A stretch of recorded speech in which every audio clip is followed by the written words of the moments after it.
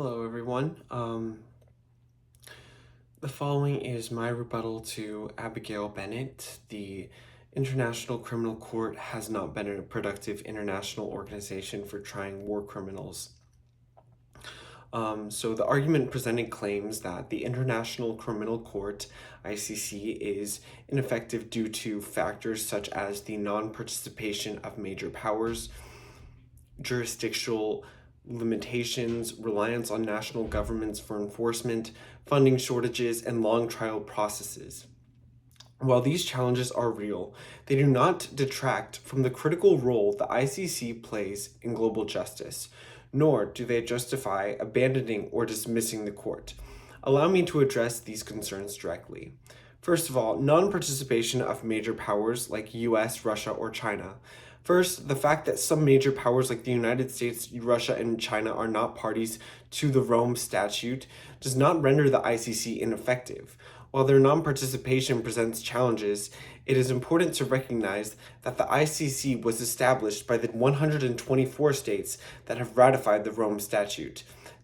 Those countries that voluntarily agree to submit themselves to the court's jurisdiction. The court operates with the legitimacy of these 124 member states, and its effectiveness should not be solely judged by the participation of states like China or the US, who have strategic or political reasons for staying outside. Moreover, the ICC is not about prosecuting powerful nations. It is about holding accountable those who commit the most heinous crimes against humanity, war crimes, and genocide, often in countries with little capacity for domestic protection. The ICC has successfully prosecuted war criminals from countries such as Sudan, the Democratic Republic of the Congo, and Uganda. These examples highlight that the court is playing a significant role in enforcing international law and promoting accountability where national governments are unwilling or unable to act. My second point is jurisdictional limitations. The claim that the ICC's jurisdictional limitations hinder its effectiveness is also an oversimplification. While it is true that the court has jurisdiction only over states that have ratified the Rome Statute, this limitation is not unique to the ICC. Jurisdictional limitations or boundaries are fundamental characteristics of all international law. The ICC's jurisdiction exists because states have voluntarily agreed to be bound by it. Moreover, the existence of the ICC itself serves as a deterrent to future atrocities. The fact that leaders and military commanders know that they may face prosecution at the ICC provides an incentive to comply with international law. The court may not have universal jurisdiction, but its mere perseverance has a preventative effect on potential perpetrators. My third point is the enforcement and national cooperation. Another criticism is the ICC's reliance on national governments to enforce arrest warrants and cooperate with its investigations. It is true that the ICC does not have its own police force, but this is not a unique flaw of the court.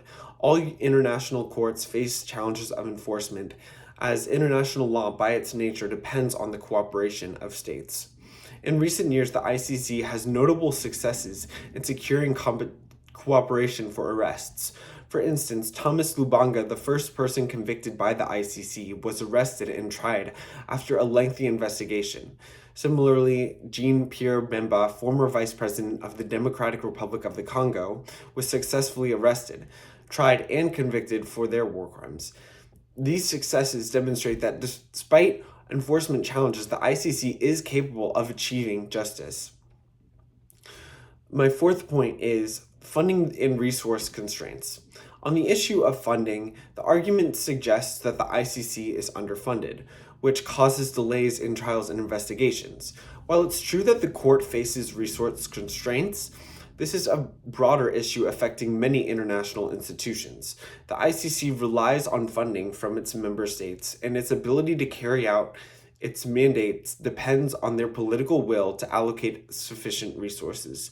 The problem is not the ICC's inefficiency, but rather the lack of consistent and adequate funding for an institution tasked with ensuring international justice. The global community must understand that funding the ICC is an investment in peace and stability. The cost or inaction of or underfunding is far higher. International justice is necessary to prevent the recurrence of atrocities, conflict, and instability. When the ICC is properly funded, it can deliver timely justice and contribute to long-term peace. So rather than seeing funding shortages as an inherent flaw of the court, we should advocate for reforms that ensure stable, long-term funding commitments from member states so the ICC can fulfill its vital mandate effectively. My fifth point is long trial processes and credibility.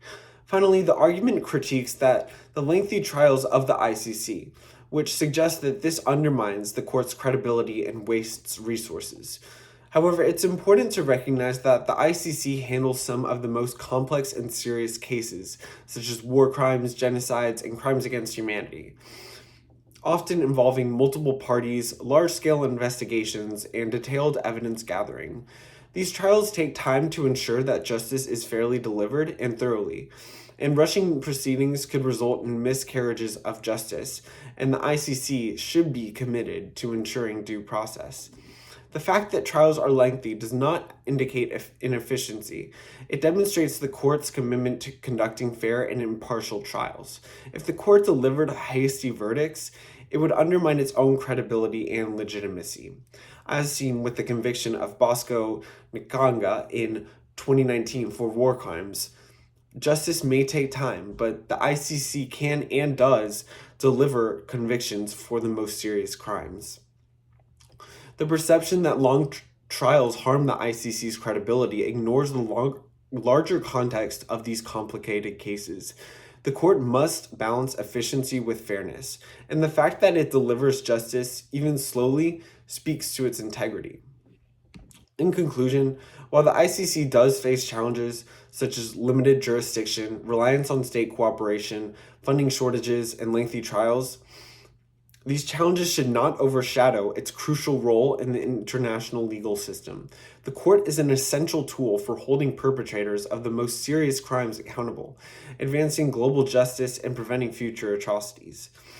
Therefore, rather than undermining the court, we should focus on strengthening it, securing consistent funding, ensuring cooperation from all member states, and advocating for universal participation. The ICC is not perfect, but its existence has already made a significant impact on global accountability, and with the right reforms, it can continue to serve as a powerful force for justice in the international community. Thank you.